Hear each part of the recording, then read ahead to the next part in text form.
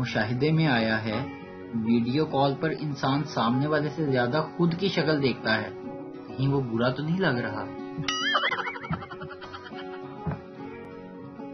پاکستانیوں کی زندگی، گرمی میں وابڈا کو گالیاں، سردی میں سوئی گیس والوں کو گالیاں اور نارمل موسم میں مچھر کو گالیاں۔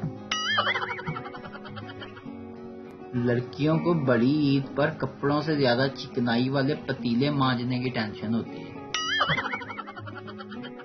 آج کل لوگوں کا پیٹ بدہضمی سے کم اور دوسروں کی خوشیاں دیکھ کر زیادہ خراب ہوتا ہے۔ سنو لڑکیوں، اس بقرہ عید پر مغز کھا لینا، شاید عقل آ جائے آپ لوگوں کو۔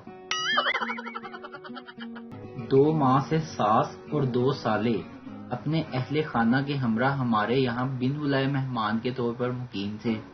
نہ دن میں سکون اور نہ رات میں، اخراجات آمدنی سے کہیں زیادہ۔ سسرالیوں کے واپس جانے کے کوئی آثار نہیں تھے اور بیگم صاحبہ اس بارے میں کوئی بات سننے کو روادار نہ تھی۔ ایک ڈاکٹر دوست کی سفارش اور 15,000 روپے دے کر کل دفتر سے واپسی پر کرونا پازیٹیو کی رپورٹ لے کر گھر پہنچا۔ خبر سننے کے 15 منٹ بعد ہی ساس اور سالے اپنا پورا سامان سمیٹے بغیر ہی گھر چھوڑ گئے۔ دفتر سے چھٹی مل گئی، اب کمرے میں لیٹا سکون سے ڈرامے دیکھ رہا ہوں اور کتابیں پڑھ رہا ہوں۔ اچھی بات یہ ہے کہ بیگم صاحبہ کھانا اور چائے بھی کمرے کے دروازے پر رکھ کر چلی جاتی ہیں۔